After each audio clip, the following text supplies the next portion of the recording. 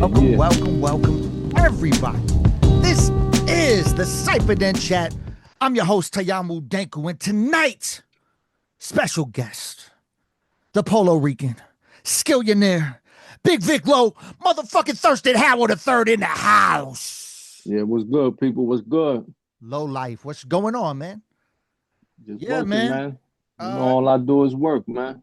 I know you got a lot, like, you have a lot of records that it's dope. It's dope that like a MC of your caliber with the catalog you have is still as productive. You know what I'm saying? I feel like there's a lot of the cats that came from that era that either stepped away or do less and feel like they need to go like either overseas or something to try to keep it popping, but you just keep doing it, man. Like and it's quality. It's not that it's not just some bullshit. It's all quality shit. You know what I'm saying?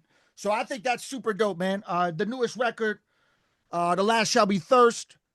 One thing I wanted to ask you is I saw you went the direction of the USB to put that album out. Do you are you finding good things with that? I'm always curious because I have never personally went that route.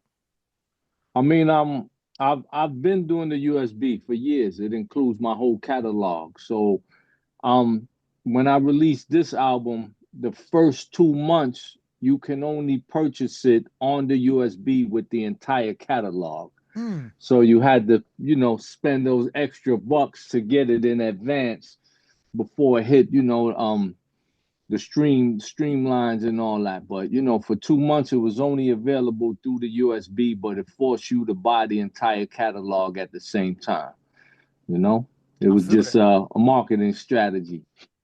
Yeah, and so you've been doing that for years. So I've always had those conversations with artists, and I always wondered how it worked, like on an indie level. You clearly you have more of a following, so it probably works out better for you. But I've had conversation with people, and they tell me it's cool, but then I don't really see them slang a lot of them. You know what I'm saying? So like as far as like in the indie world, like doing these shows, because I'm always touring around and shit, and I just like to get feedback on people to see what a better direction would be on the I indie mean, level. for me, it's like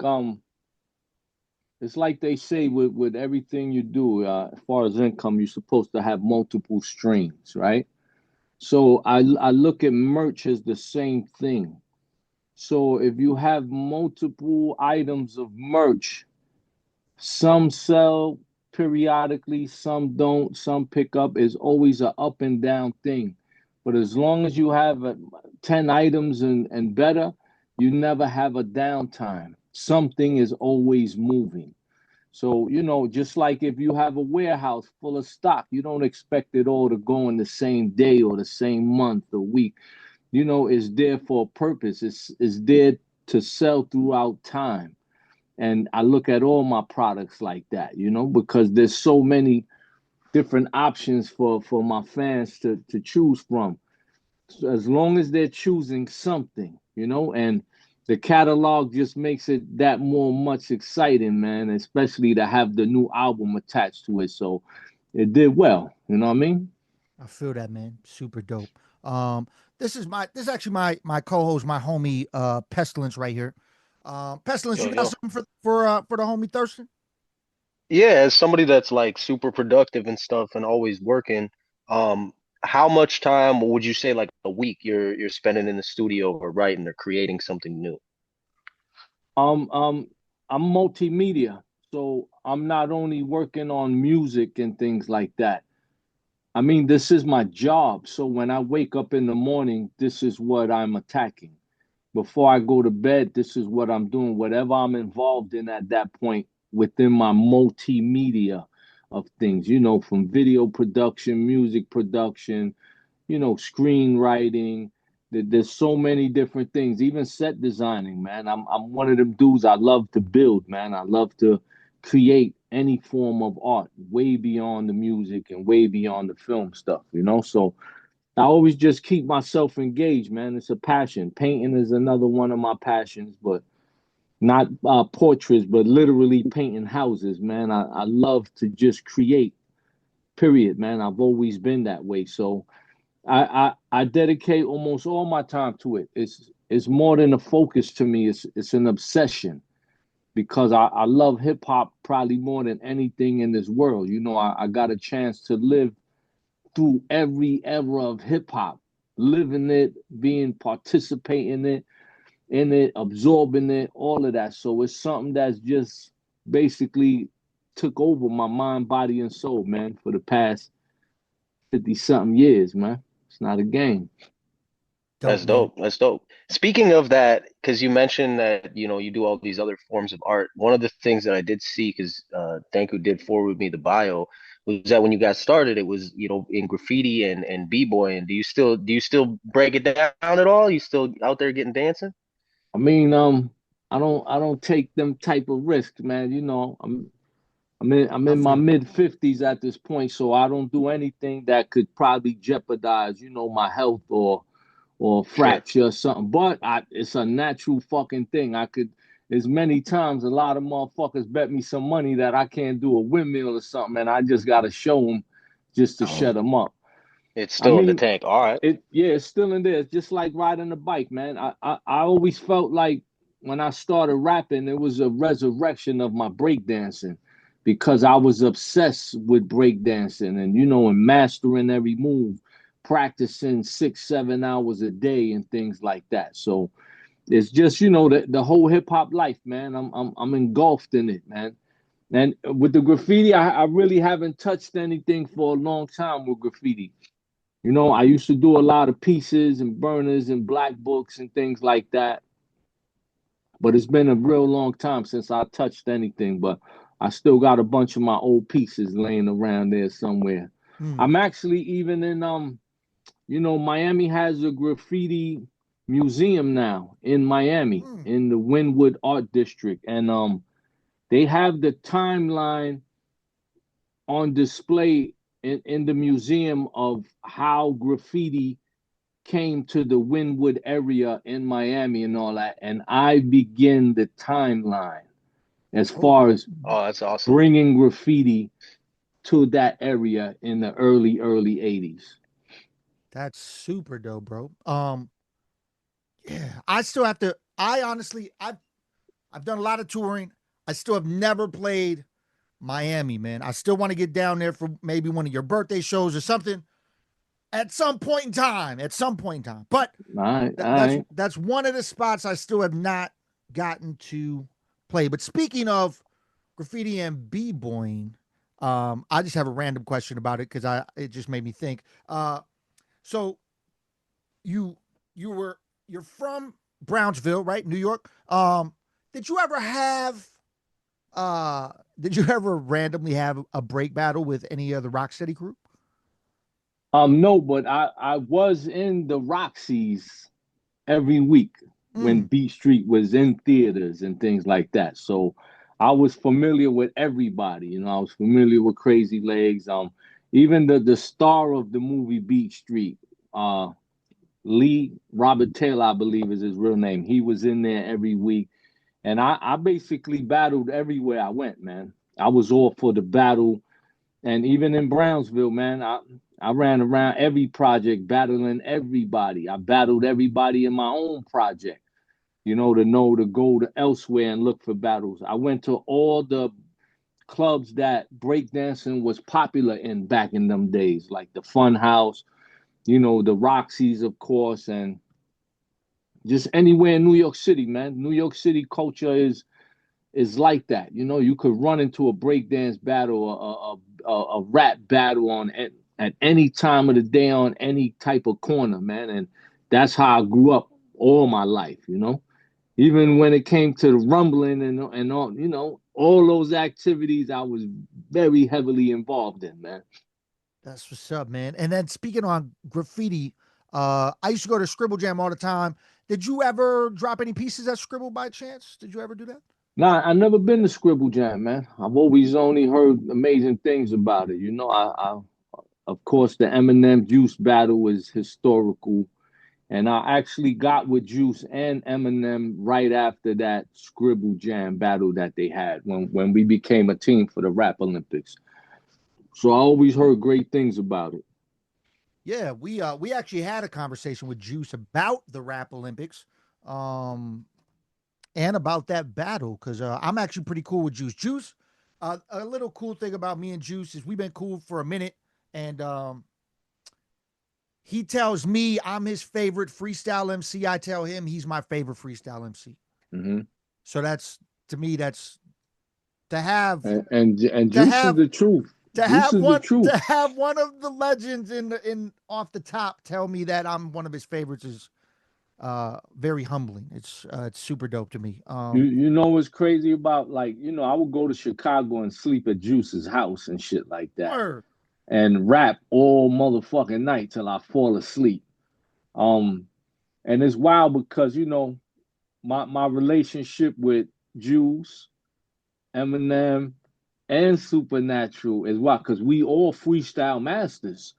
You know what I mean? But to understand and know the history, all the battles they even had against each other, and things like that, is I feel real fortunate to be a part of that history. Because I'm also to that extreme where I just always wanted to battle. And even when I used to approach Super Nat all the time on some, we going to battle. We got to see who's the one out here. And that's how we built real bonds and relationships, man, through doing stuff like that, man. And just hanging out with each other. It's time Super Nat would come stay with me for days at a time and just go at it all day long. Man, that's legendary, man. It's super dope. Um, so speaking of the Eminem Rap Olympics, uh, is so that's where you first met him, like, or was it like the Sway and Tech joint? Because you were on Sway and Tech, right, back in the day. Yep. So was it We was so was it that, or was it like Rap Olympics is where you met? And do you that have? was that was all at the same time. The Rap Mm, Olympics happened when Sway and Tech happened. That freestyle show that we all did together. yeah. So it was all happening at the same time. But I met M before that, and I met Juice before that. I met Juice at the Rap Sheet battles in DC Mm, in 1996. I was sponsored by Wendy Day and the Rap Coalition, to battle. Like, her company sponsored me, and they also sponsored Juice. So they kind of paired me and Juice up, even though we wasn't friends or nothing at that time. But since we were both sponsored, trip paid for and everything, so we hung together, and we got mad cool, man. that's dope, man. Pest, you got something? Yeah, like kind of relating to that and how all y'all came up and stuff like that. And it's something I hear a lot from people that have been part of the culture for as long as you guys have. Do you think that element of like the battle, like you said in New York, you could walk around, you could see a battle at any time. Do you think that element is still prevalent today, or do you think part of that's missing or gone by the wayside or maybe dormant? Nah, it's still there, man. Cause as long as you got motherfuckers with egos, yeah, they come into battle. There's always somebody who want to take your spot, or take your respect or reputation away from you. Cause when somebody's on top, sometimes the fastest way to get up there is to take that person down, as far as the skills and the arts go. So the battles are never gonna stop. Look at how, online now, it's just a lot more talk rather than the motherfucking action that it takes to get it there. I mean, a lot of the new generation of things going on is, I don't see no battling happening with them because they're not being competitive against each other. If anything, they're being more violent with it and Yeah, trying to yeah, yeah. live up to the lyrics of things instead of being creative with it, and having those metaphors and similes and punchlines that doesn't truly exist, with the newer generation of things. But you still got the veterans like myself and many others that are still delivering it like it's supposed to be done and coming straight raw and high powered lyrics and all that still existing, man, to this day. So the veterans are really holding the torch at this point, Right. No, it's something in I that think in about. that department.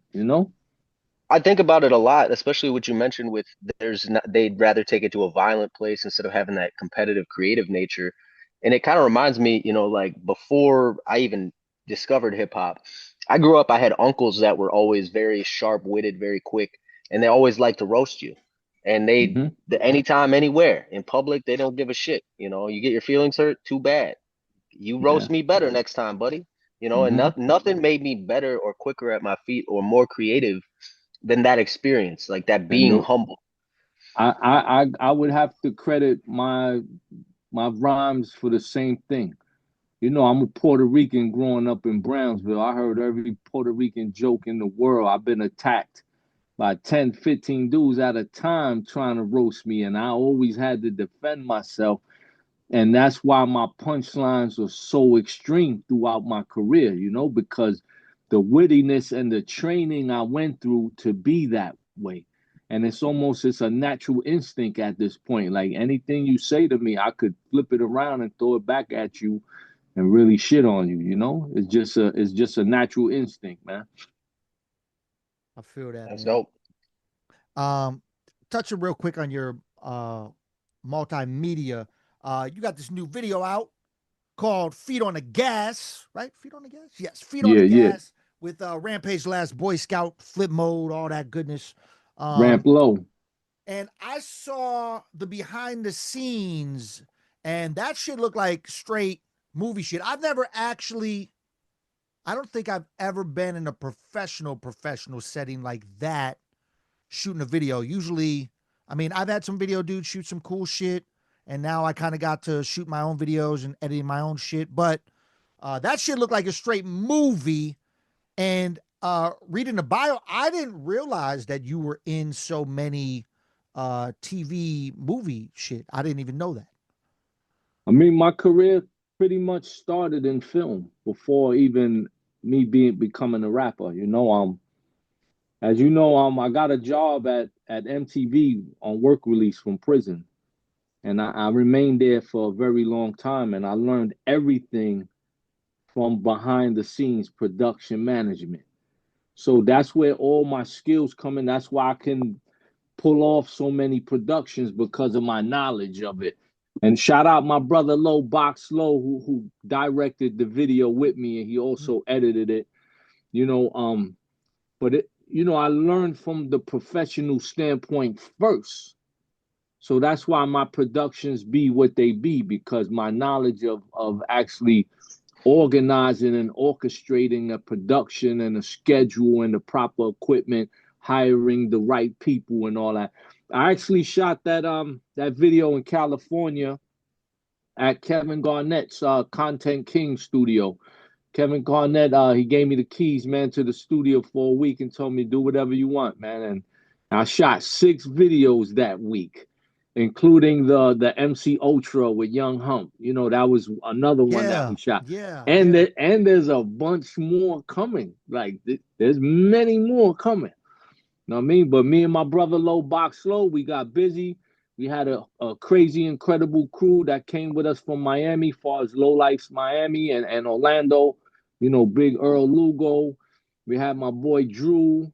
We had Kiko the Great, and Paco handling the playback, but it was very intense as far as the schedule and the work, and everything was scripted.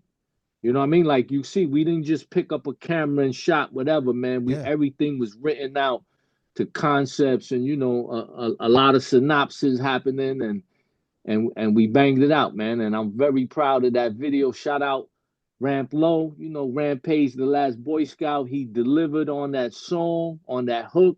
And when he pulled up to the studio that day, his energy was all the way up, man.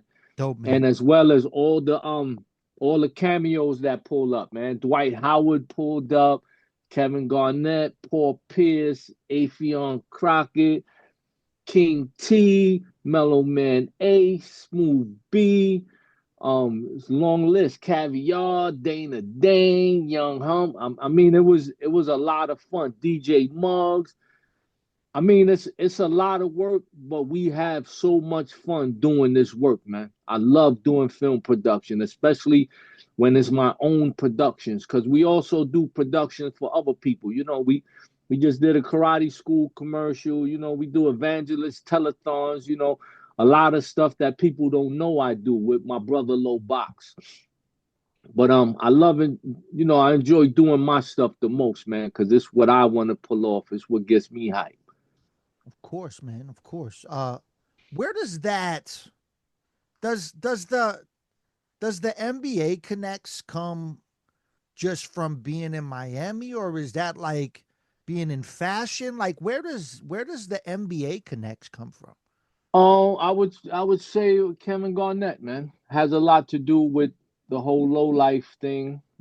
Kevin is a big supporter of it all. And we actually have business dealings in the works. Regarding all of that. So Kevin pulled a lot of people together to come, rock with us for the shoots while he hung out and everything. So That's dope, man. Pass, you got something? Oh shit. No, I was just like kind of entranced there for a second because weirdly enough, when I was like young, Kevin Garnett was like my favorite basketball player. So that's kind of crazy. And it's because of the energy. So it all kind of matches up and right. stuff like that, that it And, all comes and together. you know what's crazy with me that I'm not a sports fan at all, man. So even when I Mm. first met Kevin, I told him, Kevin, I don't know anything about you, man. I don't know anything about sports. And he was like, "That's okay, Polo Rican. I know everything about you." So that intrigued me to hear that. Even meeting Dwight Howard, I didn't even know who Dwight Howard was, man. I'm blind to a lot of things that have to do with sports outside of boxing. I fucked with some boxing, Shannon Briggs and Mike Tyson and Mm. all that type of stuff. That's what's up, man. Oh, Go ahead. as somebody that, like you're into the and stuff like that, do you study like beyond just, I mean, even the musical stuff? Do you study like film, like great films and stuff like that? Are you a music cinephile or a movie a cinephile?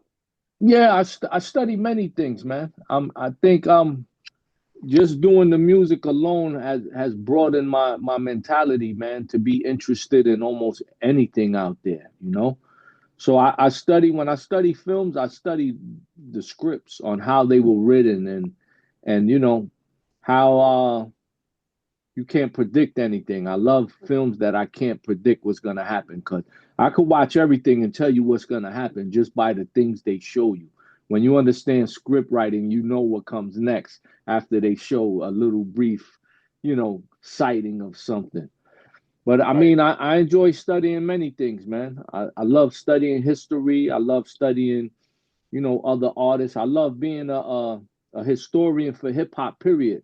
Like I said, I lived through every era of this, man. So I study it and still recite it on what many people might not know, man. Just being able to witness everybody who came through from the beginning is amazing to me, and to see where it is today. Yeah, man. Oh, Speaking, living through every era, uh, and definitely one gone too soon. Rest in peace, Hurricane G. I wanted to ask you if you have a favorite memory that stands out from you guys working on music, the Mommy and Poppy record, just something that stands out, uh, like remembering the legacy of Hurricane G. You know what I'm saying? Wow. I mean, there's so many memories, man. One thing stood out. I never had to write a single bar for G. I used to have to tell her, yo, that's too much. That's too, you gotta stop here. She's supposed to lay at 16, but she coming with 32. She was on it like that. I just loved performing with her. I loved that she was able to match me as far as a Brooklyn, Puerto Rican from, black environments. So we were kind of brought up in the same way. You know what I mean? And doing the music with her to me was so natural, man. Like we fit together so perfectly, man. She was really a major part of my formula of us doing it in Spanish, man. I mean, my greatest memory was when I first heard her song, The Underground Lockdown. Hmm. That song made me write a song as soon as I heard it. That's how much that song inspired me. And then, I hollered at Tony Touch, I hollered at Domingo, the producer, and I let them both know, like, yo, y'all gotta hook me up with her, man. I need to work with her, man. Introduce me to her. And Tony Touch actually put us both together, and then from there, the rest is history, man. I just love working with her. We did so much work, and there's still unreleased work coming out with me and Hurricane, films and everything. That's dope. Yeah, I heard there was a recent joint you dropped not too long ago. Yeah, the Black Uh Angels, Black yeah, yeah. Angels joint. Well, Black Angels is part of a whole film that's dropping later this year, the Dong Mm, Chichakong musical, and Hurricane has several songs on there with me. You know, that's dope, man. I also heard the recent, well, not super recent, but the Sean Price joint that you had recently. the Ralph Um Lauren's Closet on Static yes. Selector. Yeah, Yeah, yeah, yeah, yeah. yeah, that Yep. was hot. That was hot, man. Fire too. Fire too, definitely. Thank you, man. Yeah, rest in peace, Sean Price. Another dude I miss. Wait, Loved wait, working with him. wait, way too many legendary people. Yeah, man. Chino XL, rest in peace. That was Yes. definitely my brother. Me and Chino were supposed to work on an album right before he passed, man. And And he we titled the album and everything. He called it Skilletine. mm, And we never got to do anything. And I still look at the text of us going back and forth talking about it. But rest in peace to him, man. Definitely a superhero for us in hip hop. definitely he's actually one of my biggest inspirations. And he knew this. We've had conversations. We were actually working on a joint before he passed. Um, and he sent me back and forth voice notes, and one of the voice notes fits perfectly. And since he didn't finish the verse uh, before he passed, like Fredro Starr did the beat on it, and Hmm. I felt like since one of my favorite collaborations of all time is the Riot joint with him and Raz, Hmm. um, I ended up getting Raz on it, and it's crazy how Raz ended his verse with a dial tone where he's like calling someone. So I threw in the Chino voice note because he was like, Wow. it just fit perfect. You know what I'm saying? I mean, I got to make sure that they're all good with me using that. I've been talking to him, um, but yes, definitely one of my biggest inspirations. Definitely another one gone too way too soon. Man, I would have loved to hear y'all record. That would have Oh been man, amazing. we was actually looking forward to that, man. Yeah. I could imagine what he was gonna bring out of me, and vice versa.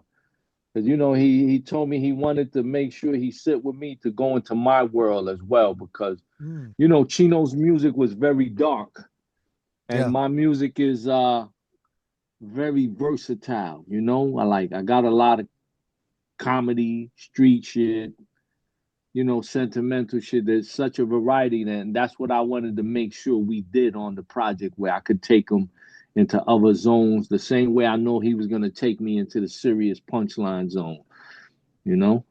Yeah, I would love to hear that. Definitely your versatility is crazy because the joints that me and you did together, I hit you with like the kung fu shit, and you hit that shit, that concept, and then the missile form joint, the street joint.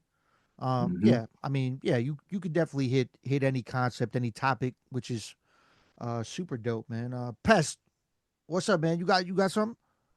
Yeah, so I mean, just sitting here talking to you, you seem like a super like even keel, pretty relaxed dude.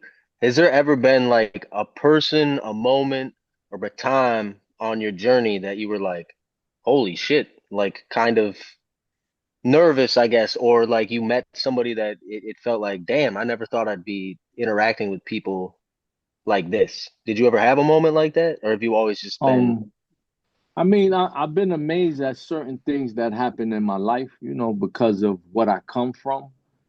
Even making it this far in hip hop, I could have never imagined that.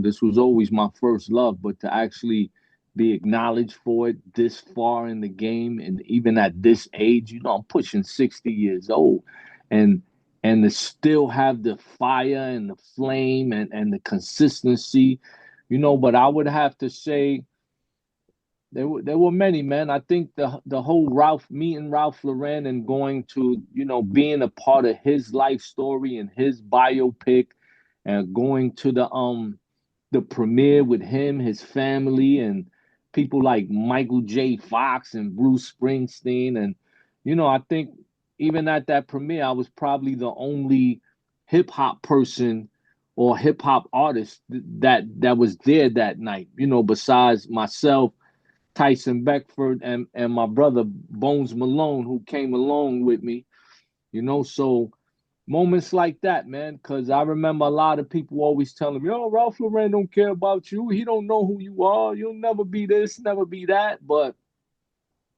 to see how much I had influence within the culture to be acknowledged, man, is great enough. To get phone calls from people like Cool G Rap or Chino XL, and hanging out with Dana Dane, one of my closest friends. I never would imagine any of that. You know what I mean? From just being a fan and all that. You know. So yeah, I'm just grateful, man. I'm grateful to be included, man, and be here and still being active. Yeah, man. Speaking on low life, um, and the movement, uh, there's a lot of people that rep it, a lot of people that represent it. Um, how does that crew build? Because I don't really like. Do you give them like the invite to be down? Like I don't. I guess I never really understood because there's all these people that would randomly tell me like, "Oh man, low life, man, you know what it is." Low. I mean, I'm like, okay, like I know who founded low life. Like I know that, but who is all really down? You know what I'm saying? Or is it just like a branding where anybody that reps it can be down? Or is it like people get down through you, like how, you know, Wu Tang has their affiliations or Rocksteady crew had or the Juice crew? Like, is it like how does it work? Is basically what I want to know. Well, you know, back in time, there was only one way to get down. You had to be amongst the elite, the grindies, and the dudes really hitting it hard on the street. But you know, I had a big transition and evolution in my life, man, where I became a more positive, productive person after, facing so many consequences. And when I started doing hip hop and I started traveling, I started meeting people everywhere who was all about the polo uniform, and they just wanted to help. They wanted to help my journey. They wanted to help the people I was surrounded by. And they started joining along, like coming on board. There are a lot of different low life founders and originals that branched out all over the country as well. So they have rights and all that to include whoever they feel. The Mm, same way I do. My focus now is more on hip hop. I've tried to bring low lifes into the circumference of being or following in the footsteps of the Zulu Nation and the Rocksteady crew to be a global, to have global chapters everywhere, and is more based around the arts and the positivity now, because that's a main factor for me myself. Like the chapters that I run or the chapters I'm a part of like Orlando and Miami and things. It's mostly community based, but the whole thing is spread everywhere, man. And so many people are claiming it, and I don't even try to tell people they have no right to claim it. It's hip hop. We sharing this shit with the world at this point. It's like when they used to probably be back in the days 5, 6 DJs. Now there's a million DJs. I look at low lifes in the same sense. You choose an occupation, you choose a lifestyle, and you live it. Because majority of people who are joining and coming aboard, they really, taking it to heart to be a low life or what it's supposed to stand for. I don't sit here and stand for any of the things I claimed or participated with in the past. Nor do I sit around trying to glorify it or big myself up for all the, illegal activities I was once involved in and things like that. I'm more about the pushing of hip hop and the culture.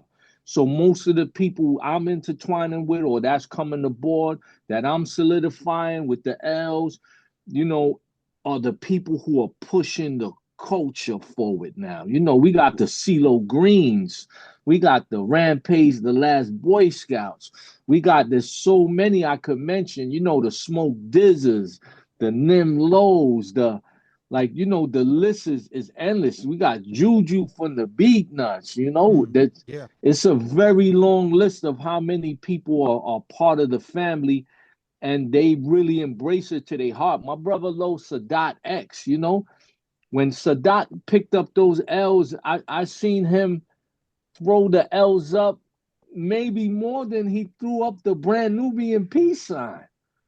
You know what I mean? But he helped make it have that global impact by being a part of it. Hurricane G did the same thing. And like I said, there's a long list, man, of people who just love and respect it. There's so many people who hit me up and be like, "Yo, can anybody buy a T-shirt or a hoodie and wear it?" And I'm like, "Yeah, it's for everybody. The same way everybody wears the Wu-Tang W. If you love it, yeah, it's for you. It's part of you. This is part of hip hop. We're a major part of the hip hop history at this point. Because when you look at everything in the underground and what's happening, half of that stuff is low life stuff now. Half of those artists are low life artists. Look at every track listing from everything dropping everywhere. There's at least 5 or 6 low life artists every time now. We got DV Alias Christ all over the place. You know what I mean? Smoother Hustler. It's really not a game on how much we're pushing and carrying the culture forward, man. And helping to destroy ageism. There's all type of shit happening Yeah. with the emerging of the whole low life culture, the flyness at a certain age. We're the generation where they say the 50-year-old niggas look 30 because of how you maintain yourself and keep yourself sharp, clean, fresh, and all that. And low life has a lot to do with that, man. Feel So that, this man. is for the world, man. This is for the world. That's why it's all over the world. Shout out Low Life Mexico, Low Life Germany, Low Life Peru, Low Life Poland, Low Life Australia. It's everywhere. And Japan is out of control, That's what's up, man. Yeah, yeah, yeah. Yeah. Fuck that ageism shit. I got told I was 28 the other day. Yeah, you gotta Banco, come believe it, on. man. Hey, don't hate on it. Don't hate on it, son. I'm not hating on it, but I'm just trying to. I'm your brother, man. I'm trying to bring you back down to earth a little bit. Hey, Yo, is there some smoke or something going on up in that mask where we don't know about? It looks Oh, like one of the there's masks always you stuff used to going on. get high, man. No, no, no. This I just wear this all the time. But All this right. actually, I used to wear a different one, but this the custom one I had made, and then I just had a graffiti artist paint it. Local graffiti artist from Green Bay, where I'm from. Um, which was actually kind of dope because it's because for me, and this is why I always love being in podcasts, especially with someone like you that's so inundated in the culture and was so part of it his whole life, because I come from a small rural town where hip hop wasn't a thing at all. There was no outlets, no one really listened to it. There was no way to really find it until I got older. And now Wow. as I'm older, I look and I see these things, like this is, I'm 31 now. This is the first time I've interacted with and interfaced with a graffiti artist in my life, Wow.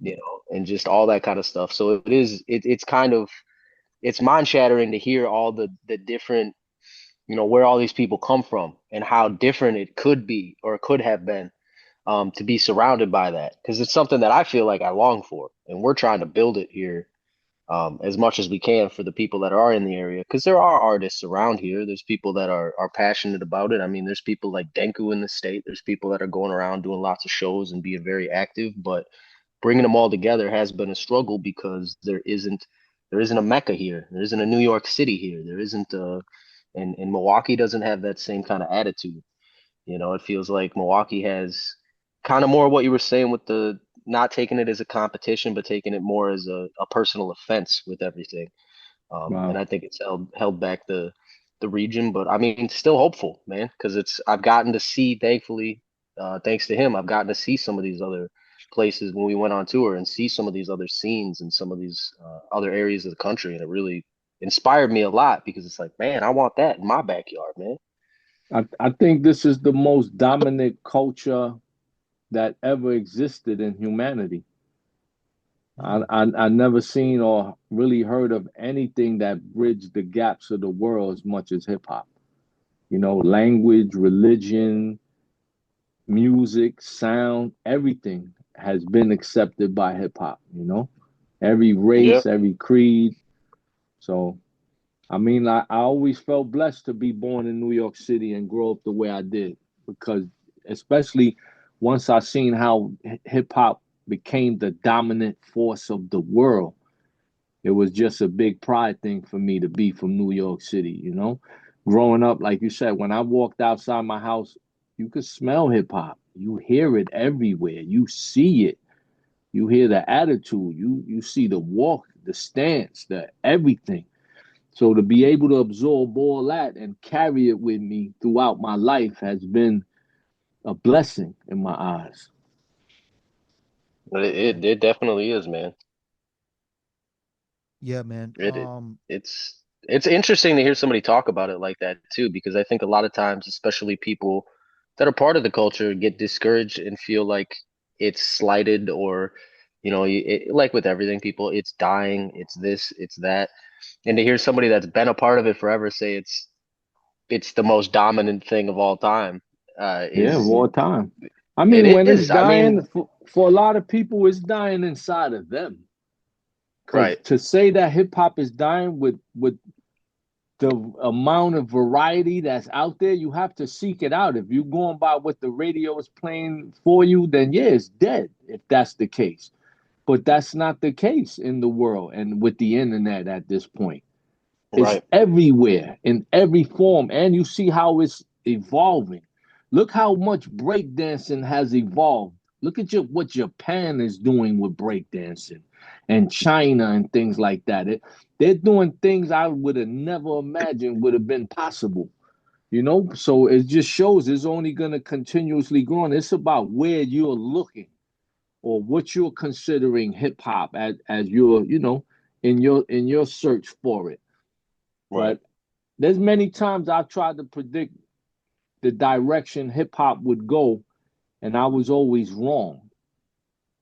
I Mm. always was wrong in my predictions, and that's one thing I learned, that you can't predict where is it gonna go, but you can attempt to be the change that it turns into. And that's what I've always done within my own stuff. I didn't worry about what was going on. I worried about how can I change it to my advantage or into my favor, or I can be the trend or the thing to follow.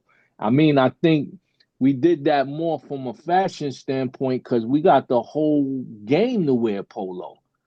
Once I came in and I started doing all those poloed out album covers and things like that, that's when it started really flipping.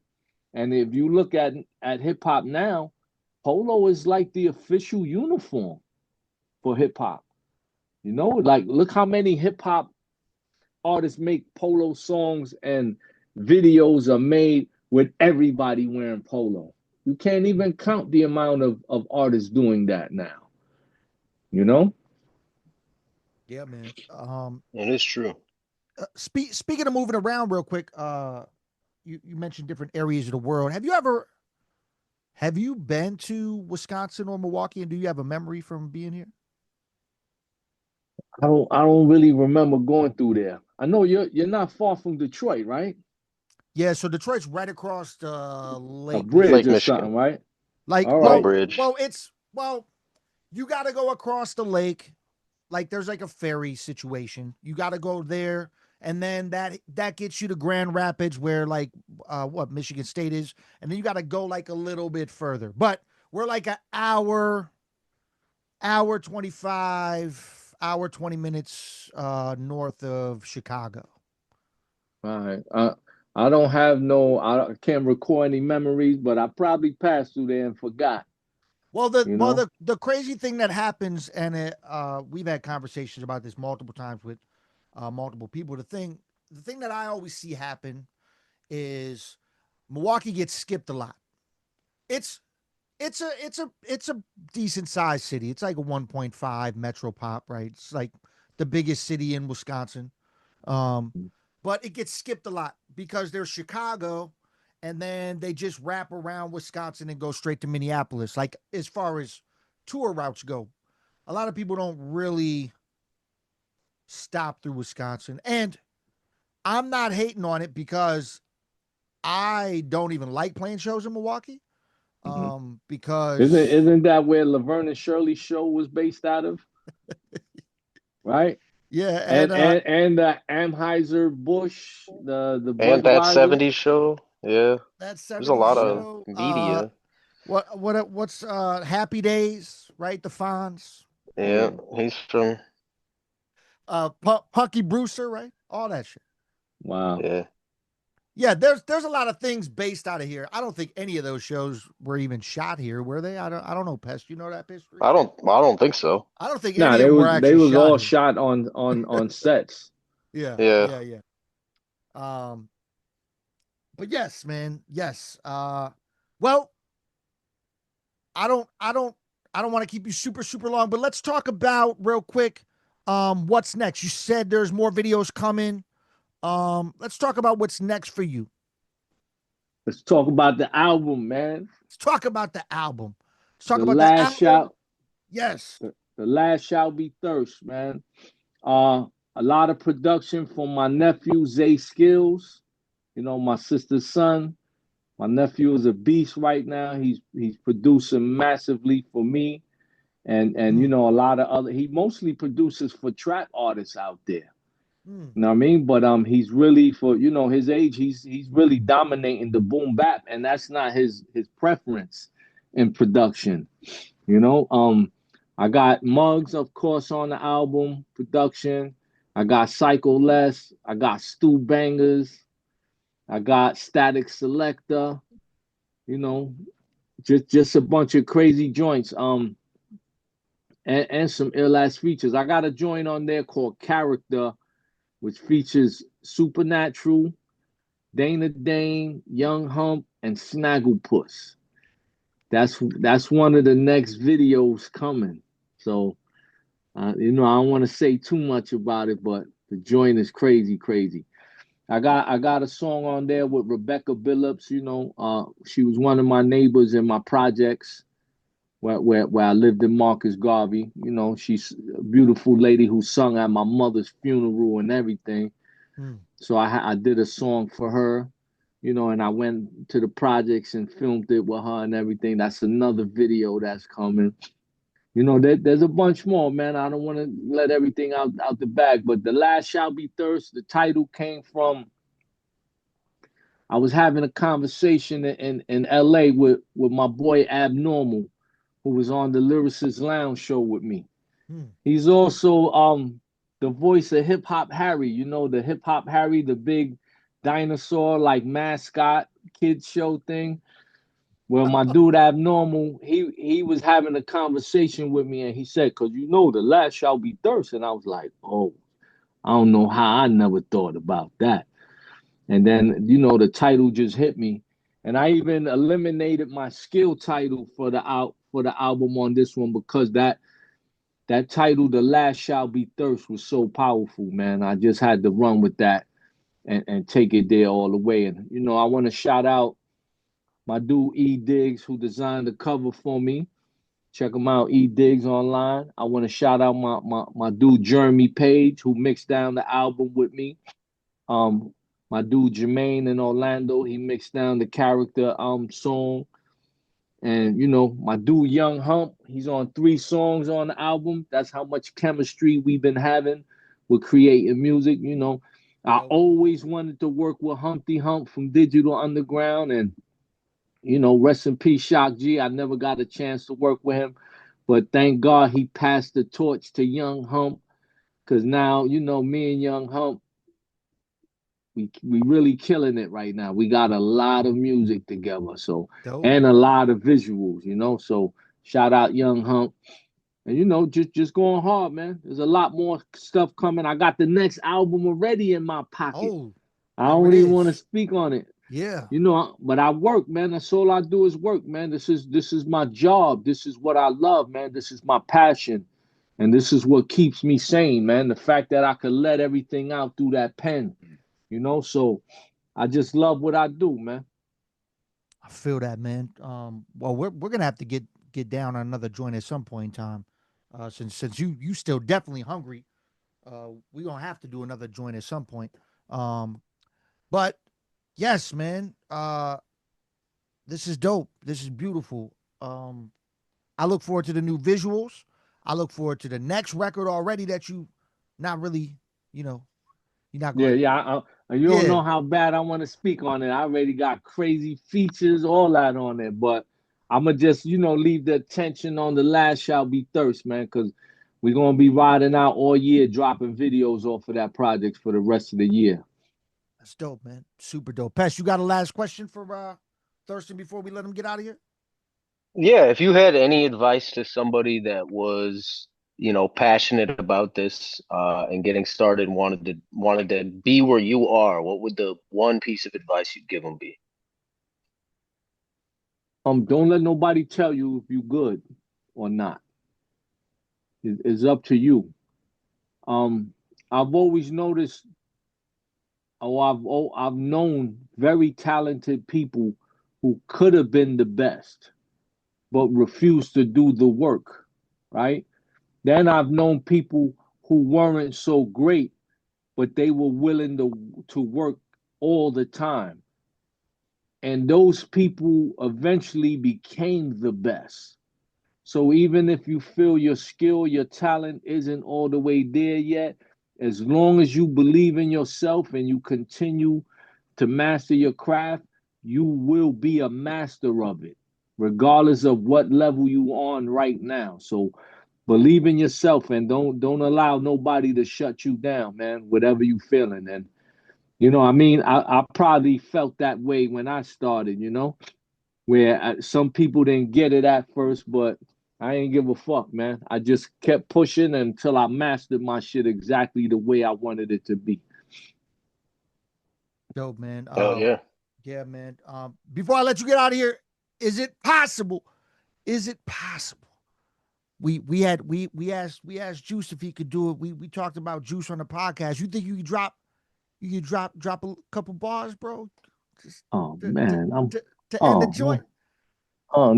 You know what's crazy with me at this point?